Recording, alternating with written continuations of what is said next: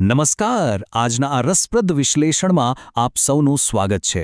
આપણે સૌ જાણીએ છીએ કે શિક્ષણમાં કલાનું કેટલું મોટું સ્થાન છે, રાઈટ? પણ તેને સાચી રીતે ભણાવવી એ ખરેખર મોટો પડકાર છે. તો ચાલો આજે એકદમ ઊંડાણમાં જઈએ અને ગુજરાતના વિદ્યાર્થીઓ માટે ખાસ તૈયાર કરવામાં આવેલા અલંકાર ચિત્રકલા નામના આ અત્યંત વ્યાપક અભ્યાસક્રમને ડીકોડ કરીએ. આજના આ એક્સપ્લેનરમાં આપણે એ જોવાનું છે કે કેવી રીતે એક સામાન્ય લાગતી ડ્રોઈંગ બુક વિદ્યાર્થીઓના માનસિક અને સર્જનાત્મક વિકાસનો એક જબરદસ્ત પાયો બની શકે છે. આ માત્ર ચિત્રો દોરવા પૂરતું સીમિત નથી હોતું. તો આજના આપણા આ વિશ્લેષણની સફર કંઈક આ રીતે આગળ વધશે. સૌથી પહેલાં આપણે સર્વાંગી શિક્ષણ એટલે કે હોલિસ્ટિક એજ્યુકેશનની રૂપરેખા સમજીશું. પછી ધોરણ 6 થી 8ના પાયાના જ્ઞાન પર નજર કરીશું. ત્યારબાદ માત્ર ચિત્રકામથી વિશેષ કઈ સર્જનાત્મક પદ્ધતિઓ છે તે જોઈશું.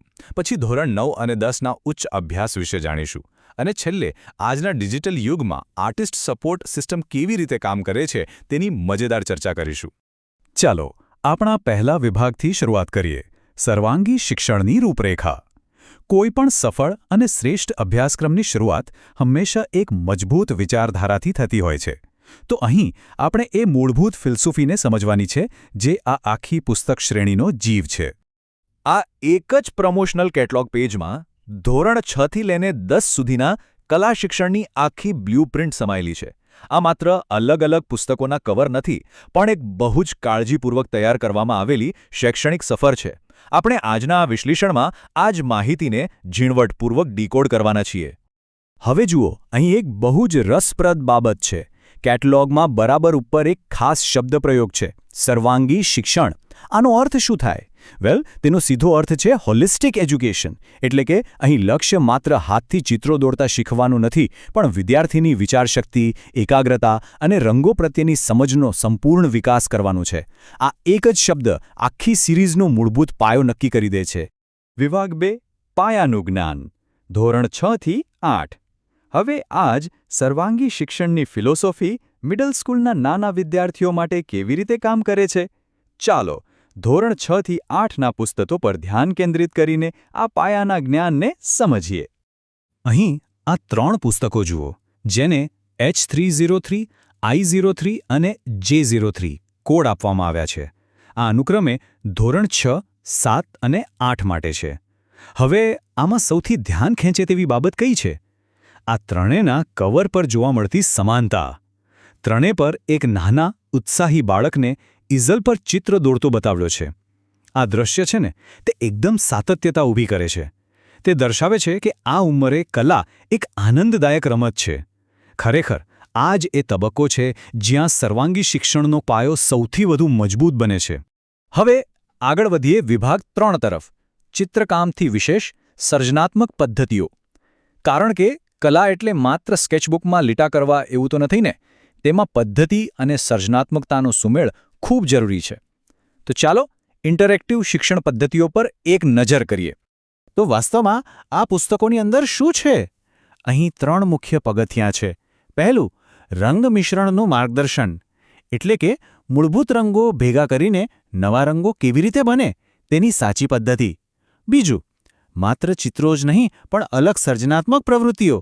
દાખલા તરીકે પેલું રીંછનો ચહેરો બનાવવાની step by step craft activity. આનાથી બાળકોની મોટર સ્કિલ્સ અને કલ્પના શક્તિ જબરદસ્ત રીતે વધે છે. અને ત્રીજું, સૌથી અગત્યનું, અભ્યાસક્રમનું સુંદર આયોજન. શિક્ષકો માટે આખા વર્ષનો આખો મેપ અહીં ક્લિયર છે. કારણ કે આયોજન વગરનું શિક્ષણ તો દિશાહીન જ હોય ને. અહીં એ બાબતનું ખાસ ધ્યાન રખાયું છે. આપણો ચોથો વિભાગ ઉચ્ચ અભ્યાસ, ધોરણ 9 અને 10. જેમ વિદ્યાર્થીઓ મોટા થાય છે તેમ તેમની શીખવાની જરૂરિયાતો પણ બદલાતી હોય છે, બરાબર ને? તો ચાલો જોઈએ કે હાઈસ્કૂલના વિદ્યાર્થીઓ માટેની આ અભ્યાસ સામગ્રી કેવી રીતે અલગ પડે છે. અહીં આપણને એકદમ સ્પષ્ટ શૈક્ષણિક પરિવર્તન એટલે કે એક મોટો શિફ્ટ જોવા મળે છે. નાના ધોરણોમાં જે અભિગમ, રમતગમત અને સર્વાંગી વિકાસ પર હતો તે હવે એકદમ એકેડેમિક અથવા કહીએ તો ઔપચારિક માળખામાં ફેરવાઈ જાય છે. આ બહુ જ મહત્વનો તબક્કો છે, કારણ કે બોર્ડની પરીક્ષાઓ નજીક હોય અને વિષયોની ગંભીરતા પણ વધી ગઈ હોય.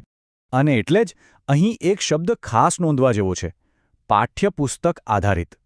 આનો સીધો અર્થ એ છે કે ધોરણ 9 અને 10 માટે શિક્ષણ પદ્ધતિ હવે કડક માપદંડો અને સ્ટેટ બોર્ડના સિલેબસ સાથે એકદમ સીધી રીતે જોડાઈ ગઈ છે.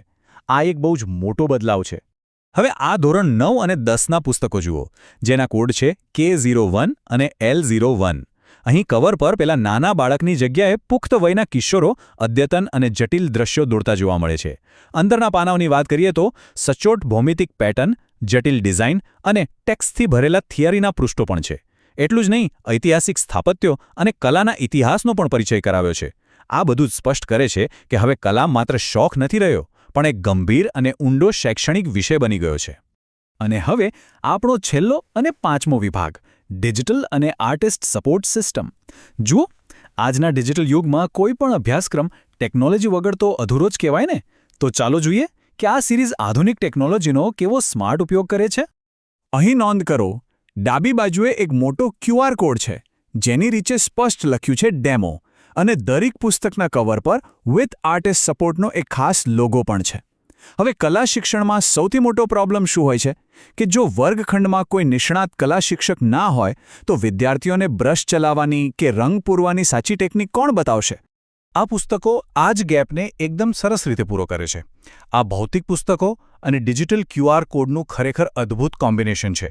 સ્માર્ટફોનથી બસ આ QR કોડ સ્કેન કરો અને સીધા જ પ્રોફેશનલ આર્ટિસ્ટના ડેમો વિડીયોઝ ચાલુ. જાણે કે કોઈ પર્સનલ આર્ટ ટીચર હંમેશા તમારી સાથે જ હોય. ઘરે બેઠા બેઠા બ્રશ કેવી રીતે પકડવું, કલરનું શેડિંગ કેવી રીતે કરવું, આ બધું જ ઓન ડિમાન્ડ વિડીયો દ્વારા શીખી શકાય છે. છે ને કમાલનો આઈડિયા?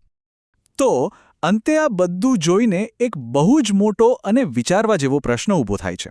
ડિજિટલ વિડીયો સપોર્ટનું આ પ્રકારનું સીધું જ એકીકરણ શું ભવિષ્યમાં આપણા પરંપરાગત શિક્ષણને સંપૂર્ણપણે બદલી નાખશે? અલંકાર ચિત્રકલાનો આ અભ્યાસક્રમ માત્ર પુસ્તકોની થપ્પી નથી, પણ કલાને વધુ સુલભ અને આધુનિક બનાવવાનો એક જબરદસ્ત પ્રયાસ છે. આજના આ વિશ્લેષણમાં આપણે જોયું કે કેવી રીતે સાચું આયોજન અને ટેકનોલોજી ભેગા મળે તો શિક્ષણનું સ્તર ક્યાં પહોંચી શકે છે. આ એક્સપ્લેનર અહીં પૂરું થાય છે, પરંતુ આ બાબતે તમારું મનોમંથન ચોક્કસ ચાલુ રાખજો.